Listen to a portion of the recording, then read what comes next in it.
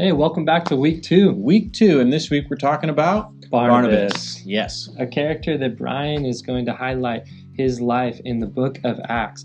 And Scott and I were talking, Brian pulls pieces from all over Acts, and he's just seeing Barnabas as this character of encouragement.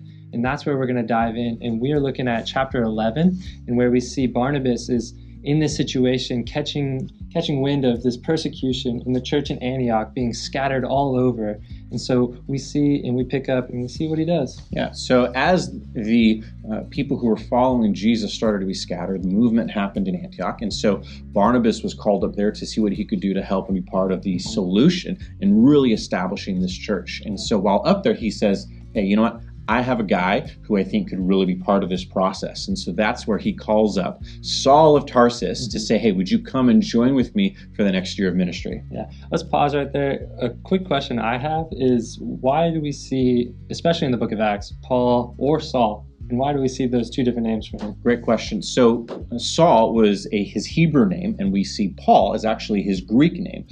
He has a ministry to both Hebrews and to the Gentiles and the Greeks. And so we see Paul go by whatever name, whether Saulos or Paulos, depending on which context he's referring to. In the earlier chapters, he's more so interacting with his Jewish counterparts, and so he's known as Saul. But as he begins to interact more and more with the Gentiles and brings the gospel to them, he starts going more and more by his Greek name, Paul, and we see that Luke, the author of the book of Acts, just continues to use this name Paul for identification. And so that's where we have, in this context, he's referred to as Saul, and in later contexts, he's referred to more as Paul. Yeah, that's really helpful to me, because looking at this story and you see Saul, you're like, wait a second. Yep. So that's really helpful, and especially in the context behind this story and seeing that it is an early church in Antioch that is being scattered, and so early, and so that having Saul and just that simple knowledge of knowing that that was a Hebrew culture, a Hebrew congregation, if you will. And so we see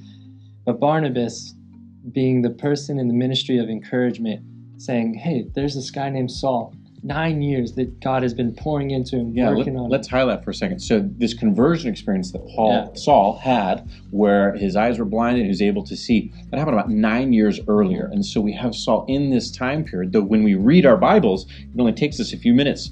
For Saul, it was 9 years that he was in prep. Now, it's almost certain that he was doing ministry in his local town, but 9 years later, there's an opportunity, and Barnabas says, I know the perfect guy to partner with me to be part of this. And not only did he become his partner, we see then Paul end up leading and affecting all of our lives as he really transformed and helped establish the church. Yeah, and why we're focusing in on Barnabas this weekend is that reason. He is just in this overarching ministry of seeing what God is up to and saying, hey, I need to go empower this man named Saul and bring him along and partner with him and just encourage him in his ministry as we do ministry alongside each other.